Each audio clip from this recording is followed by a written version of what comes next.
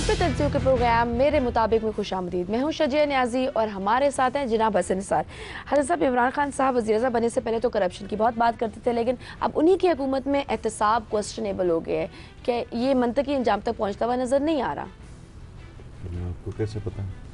बात चल रही है। अब चौधरी मंजूर ने भी यही बात की है कि एनआरओ मिल जाएगा और वो बाहर निकल जाएंगे। बहुत सारे लोग। जी, अच्छा, एक बात है कि अगर ऐसा हुआ तो इस मुल्क में किसी की किसी बात का एतबार बाकी नहीं रहेगा। कोई यहाँ किसी की क्रेडिबिलिटी बाकी नहीं बचेगी, डिमोलिश हो जाएगा सब कुछ।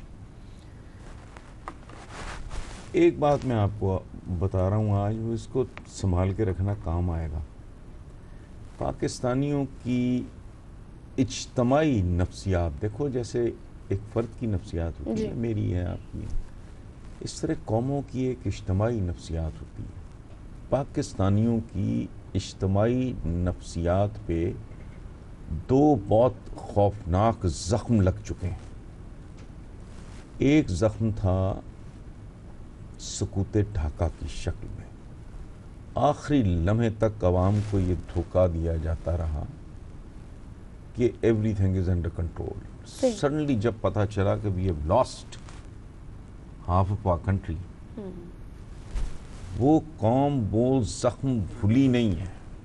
एतबार उठ गया अपने मुल्क के मुस्तकबिल से, इस मुल्क के करतों धरतों की जबान से,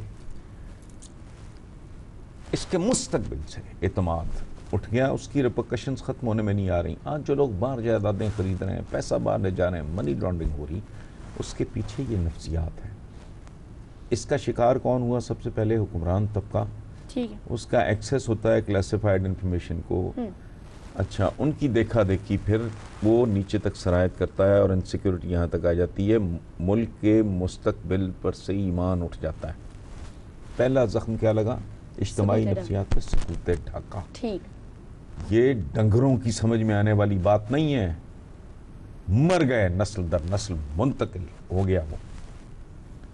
दूसरा जख्म था भुट्टो की फांसी। मैं भुट्टो फैन नहीं हूँ। एक ज़माने में मैंने ज़िंदगी में जो 2-3 दफ़ा जेल देखी है वो भुट्टो की वजह से देखी थी।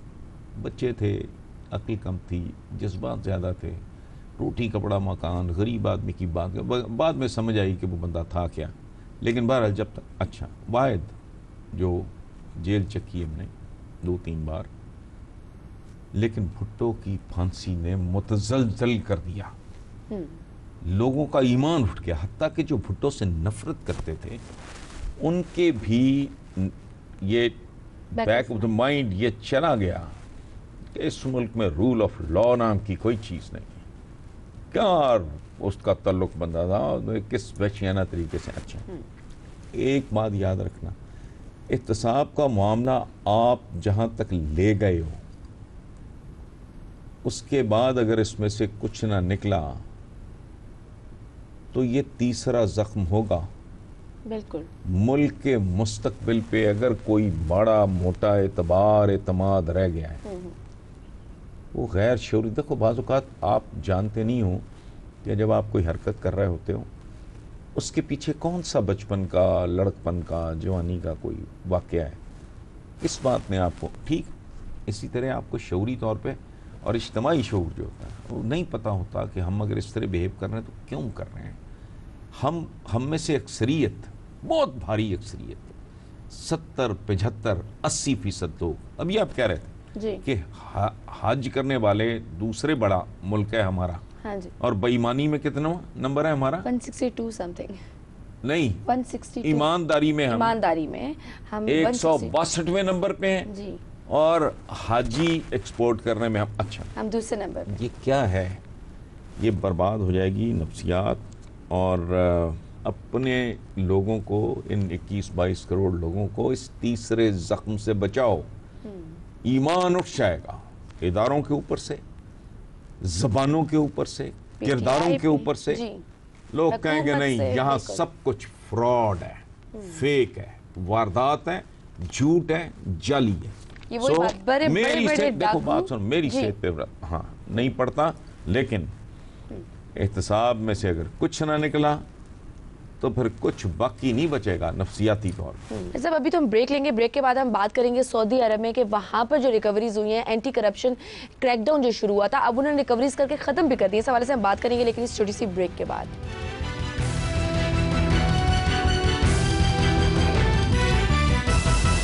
वेलकम बैक टू मेरे मुताबिक। सब एहतसाब की बात हो रही थी, तो अगर सऊदी अरब में देखें तो 106 अरब डॉलर रिकवर करने के बाद उन्होंने high profile anti corruption crackdown खत्म कर दी है कि हमने रिकवरियां कर ली। छोड़ो ये जमहूरियत शमूरियत, ये यहाँ फैशनेबल से लोग हैं। मैंने 10 बार ये बात की, 100 दफ़ा ये लिखा कि ये वो कौम है जो लंडे के कपड़े पहन के सर्दियाँ काटती है। तो गोरों की एवरेज हाइट हमसे बहुत ज़्यादा है, उनके लंडे के कपड़े लेके आप ऑल्टर करते हो अपनी रिक्वायरमेंट के मुताबिक। ये निज़ाम ऑल्टर हुई, ये जमहूरियत शमूरियत तुम्हारे बस की बात नहीं, ये ह्यूमन राइट जमहूरियत। ये फैशनेबल से लोग हैं, ज़हनी तौर पे बांझ हैं।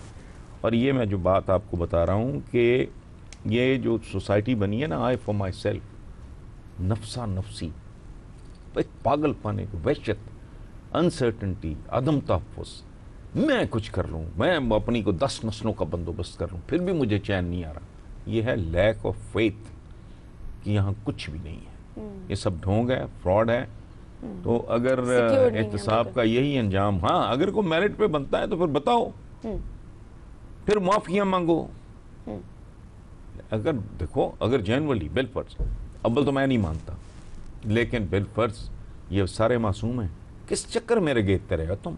क्लियर करो उन्हें, बिल्कुल। हाँ, बस इसलिए ना, और नहीं तो भी सऊदी अरब की तरह तीसरा बड़ा सीखो जख्म इज्तिमाई नफ्सियात पे सुकूते ढाका 1, दूसरा भुट्टो की फांसी, और तीसरा जी लोग जो हैं फिर हमने जो क्रिटिसिज्म आप जो कर रहे थे हुकूमत पर, उस पर फीडबैक है। बाबर रवान ने भी ये बात की और मुफ्ती इस्माइल साहब ने भी। बाबर रवान ने अपने कॉलम में लिखा है कि बरादर मसन निसार ने जिन मामलात पर हुकूमती मशीरों वजीरों पर तनकीद की, उस पर इमरान खान ने वाज़ेह अल्फाज में कहा है कि हुक्मरान टीम का अंदाज तखातो मुतवाज़े और ह्यूमिलिटी पर मबनी होना चाहिए। बात सुने इसमें, ये मुफ्ती साहब ने भी कहा कि छोड़ो। हाँ, पहली बात यह है कि मिफ्ता इस्माइल जो हैं वो नून लीग से हैं जी। उन्होंने भी ये बात की कि भी ये बंदा डिसअपॉइंट, या जो भी बाबर रवान साहब जाहिर है वो एक सीनियर कानूनदान, मुमताज़ कानूनदान ही नहीं है, एक इंटेलेक्चुअली तगड़ा बंदा। अब है क्या, ये कह कह के तंग आ गया। देखो, हमारी औकात तो नहीं है कि हम फारूक आज़म के नक्शे कदम पे चल सके। उमर बिन खत्ताब, हज़रत उमर बिन खत्ताब, वो कम से कम मेरे जैसे बेशर्म बेहया को इतना तो कर लेना चाहिए कि वो उस तरह का बद्दू बन जाए जिसने उमर जैसे आलीशान आदमी को सरेआम कह दिया था। कहां से आया? Living beyond means. जो इल्ज़ाम है नवाज शरीफ पे, वही है ना, कहता है कि मेरी आमदनी से मेरे एहसास से ज़्यादा हैं। तो उस बद्दू ने पूछा क्या था? यानी हमारी तारीख के सबसे खूबसूरत, मुझे उमर बिन खत्ताब वैसे ही बहुत अच्छे लगते हैं, उस हुक्मरान से पूछा क्या था कि लिविंग बियॉन्ड मीन्स, तेरे पास इतना है नहीं जितना नजर आ रहा है, ये आया कहाँ से? बिल्कुल सही। अच्छा, ओ भाई उमर तो मैंने क्या बनना है, मेरे जैसे घटिया आदमी ने वो बद्दू तो बन जाओ जो अपने हुक्मरान के गिरेबान पे हाथ डालता है। हम तो वो बद्दू भी नहीं बने, फिर कहते हैं इस्लाम, मुसलमान, हाल क्या, 50 से ज्यादा मुल्क, रंदा दरगाह। तुम हो क्या? कैरेक्टर क्या है तुम्हारा? तुम तो वो बद्दू भी नहीं बन सके जिसका नाम भी तारीख में महफूज नहीं, सिर्फ उसका काम महफूज है कि उसने जय्यद तरीन हुक्मरान, मतलब बेजान चीजें भी कांपती थी वैसे। अच्छा, अब देखो, और एक और बात, तुम दरअसल दोस्ती नहीं कर रहे होते जब तुम हुक्मरानों की चापलूसी या चमचागिरी करते हो, उनके गिरेबानों पे हाथ नहीं डालते, उनको अकाउंटेबल नहीं करते, तो दरअसल दुश्मनी कर रहे होते हो। तसव्वुर करो अगर ये जो चमचे कड़छे आगे पीछे नवाज शरीफ के, सबने पहले दिन ही उसका हाथ पकड़ लिया होता कि बस मोटरवे मियाँ साहब नो, क्या ये हालात होते हैं इनके। जब ये धड़ाधड़ कंपनियां बना रहे थे मियां शहबाज शरीफ, जब जाली अकाउंट्स खोल रहे थे, जब वो कोई तो 10-20 होंगे ना जिनको पता होगा क्या वारदात हो रही है। बिल्कुल ठीक है, हर नून लीगिए को नहीं पता होगा। ठीक, टॉप पे तो कोई 2-4-5 होंगे ना, सुन लो, बिल्कुल होगा। अच्छा, इसी तरह अगर वहाँ जाली अकाउंट्स की एक वारदात पूरी चल रही होगी, कोई तो जो हाथ पकड़े, तो आज इनके ये अंजाम ना होते। मुमकिन है उस वक्त 2-4 बंदों को नवाज शरीफ भी निकाल देते और आसिफ सरदारी भी, लेकिन आज ये जिल्लत ना होती।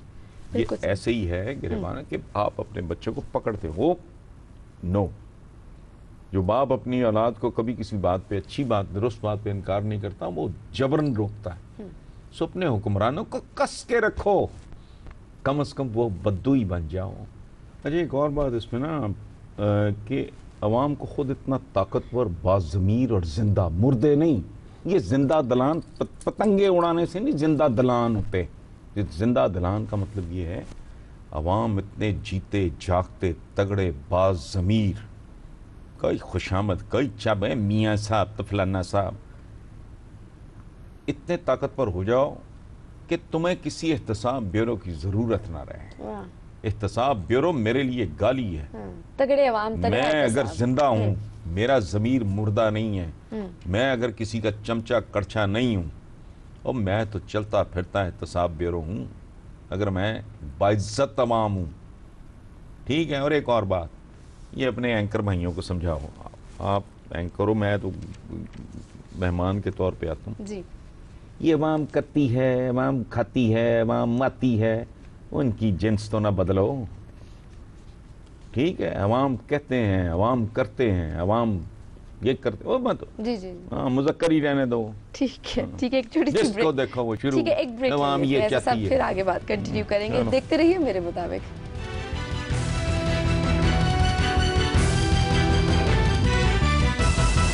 वेलकम बैक टू मेरे मुताबिक। सब हुकूमत ने हज पर सब्सिडी खत्म कर दी। यार मैं सुन के पागल हो गया हूँ। देखो बात सुनो, अपने ख्यालात नाम निहाद जाहिलों जैसे और अपने सो कॉल्ड जज्बात पे काबू रखो, इनको लगाम दो।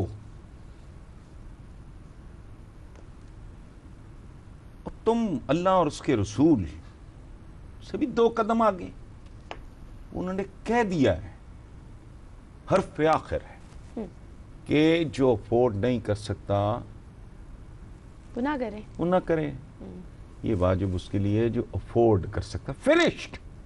तुम नवी बीच में मामे गिरी भाई अपनी, किस बात का, क्यों? अच्छा, पहली बात तो ये जो बहुत ज्यादा है ना, मैंने पहले भी ये बात की है, लिखी भी है, मुझे उन लोगों से खौफ आता है जो बहुत खुद को मजहबी पोज करते हैं और बड़े को ठेका, और दूसरा वतन परस्ती का ठेका। वो भाई ये तो रोमांस है, ये तो रेड इंडियंस भी कट मर जाते हैं अपने अकायद के लिए। तो इंसान पता नहीं कहाँ से कहाँ पहुँच जाता है। ठीक है, अपनी मट्टी के लिए कट मर जाते हैं लोग, ये क्या बात है? तो ये ना अपनी औकातों में रहो, एवी ना कार्रवाइयाँ डालते फिरो कि जी वो लगा दी पाबंदी। ये सब मतलब फरोशी हो रही है, ये जज्बात फरोशी हो रही है, कुछ सियासत हो रही है। बिल्कुल, अल्लाह पाक देखो, हुक्म जिनका है तो हर पे आकर है ना कि अगर तुम नहीं अफोर्ड कर सकते, अगर तुम्हारी इस्तिताअत नहीं है, तुम पे वाजिब नहीं है। एक बात। दूसरा, हमारे दीन में कर्ज से बड़ी लानत कोई नहीं। अरबी का एक मुहावरा है, मकरूज ज़िबा किए हुए जानवर की मानंद है। ज़िबा किया हुआ जानवर जैसे फड़कता तड़पता है ना, देखा कभी? ये जब आप चिकन वगैरह लेने जाते हो तो जैसे मुर्गी काट काट के वो ड्रम्स में नहीं फेंक रहे होते, वो फड़फड़ाती है वो। अच्छा, ये कहाँ से आपने देना है जी कि सब्सिडी ये नायत फरमानी है? कहाँ से? जिस कौम का बच्चा जो पैदा भी नहीं हुआ वो भी गिरवी पड़ा है, रहन पड़ा है, मकरूज है, और तुम यहाँ तक तो कर्जों में धसे हुए हो। अब हालत पता क्या है, ये जो मैं कह रहा हूँ आने वाले दिनों में देखना, ये गलत पिक्चर पेंट की जा रही। अब पानी आ गया यहाँ तक तो आप पंजों के बल खड़े हो। अब पानी, आप थोड़ा पानी से ना ऊपर चले गया, आपकी नाक तक आ गया पानी, अब पंजों के बल खड़े हो गए। आपने आधा इंच और गेन कर लिया या 1 इंच, ठीक है। पानी और बढ़ेगा। तो फिर कब? अच्छा, अपने अंजाम से डरो, होश करो। इस तरह की वारदातें, वही ना, 5 अरब रुपए की सब्सिडी बनती है साहब, हाँ, इतने नहीं पैसे मैं हम वही afford कह भी- रहा हूँ, लोग गाड़ियाँ रगड़ रहे हैं, खुदकुशियाँ कर रहे हैं, बुरा हाल है क्राइम का, ये सब भूखना, ये जो आमल बाबे, ये मैं लर्ज जाता हूँ बाजू का। बच्चियों की एक्सप्लॉयटेशन जी। ठीक है, और बच्चे ट्रैक से उतर के जराइम आपका वो क्राइम का वो रेट बढ़ता जा रहा है, वो क्या, तो हाल तो देखो अपना। और अभी जो आपने कहा है कि जी वो हाजी हमारे यहाँ सेकंड बिगेस्ट कंट्री, हाजी बिल्कुल हजरात जहाँ होते हैं, अलहाज, हाँ जी, तो बाकी दयानत का भी वो आपने बताया है, और हम सब जानते हैं। मैं या कोई और को मरीख से तो नहीं आए, छांगे मांगे में तो नहीं हम बिल्कुल, ठीक जंगल है। में पले बड़े, अपनी औकात में रहो, जो हुक्म है बस ठीक है, उस पर चलने दो। ठीक है। अच्छा, वो बुज़दार साहब कहते हैं कि अभी तो मैं सीख रहा हूँ, Yes, मैं अच्छा, trained हो जाऊंगा। आप बिस्मिल्लाह जी। जम जम सीखो, मैं सदके जावा, इसमें तो कोई हमें तो कोई एतराज नहीं, लेकिन हमारी कॉस्ट पे ना सीखो। पाकिस्तान के सबसे बड़े सूबे की कॉस्ट पे ना सीखो। हुजूर, इसकी बहुत बड़ी कीमत पंजाब दे रहा है आपकी सिखलाई की। कुछ ये कुछ तुम गुल्ली डंडा सीख रहे हो, को तुम लट्टू वो लड़ाने बचपन में, ठीक है, को बंटे खेलना सीख रहे हो, कबड्डी सीख रहे हो, हम अफोर्ड नहीं ओ कर भाई सकते तुम ना, ये गवर्नमेंट मुल्क- सीख रहे हो जी। एट द कॉस्ट ऑफ सबसे बड़ा सूबा। सूबा। दूसरी बात ये पता है कैसे, कि स्पोर्ट्स कार में बैठ के एक आदमी अनारकली में ड्राइविंग सीखना शुरू कर दे, वो ही end up killing a lot of people, या इंजरीज होंगी। तो भाई हमारी फिर आगे cost वो में- रीजन देख के हाँ, अभी तो मैं सीख रहा हूँ, हाँ, मैं नहीं, लर्निंग। या पता क्या है, ये सैन फ्रांसिस्को में मोस्ट प्रॉब्ली वही है, मुझे बुढ़ापे का ये है भाई, याद नहीं रहता, मेरा ख्याल है वही, वहाँ एक क्रोकेट स्ट्रीट है, वो अजीबोगरीब सी है। वहाँ अगर आप कोई बस पूरी भर के मासूम मुसाफिरों की उस पे ड्राइविंग सीखनी शुरू कर दो, उलट उलट जाएगी, बंदे मर जाएंगे। तो अफोर्ड नहीं आप कर सकते इस सीखो कॉस्ट पे, जरूर, तो बिल्कुल। वो कोई और तरीका, कहीं और जाके सीखो, हमारे सूबे की कॉस्ट पे ना सीखो। ठीक है, इसी नोट पे अपने व्यूअर्स से जाएंगे, लेकिन ना भूलिए MMR.Geo.tv पर अपना बहुत सा ख्याल रखिए।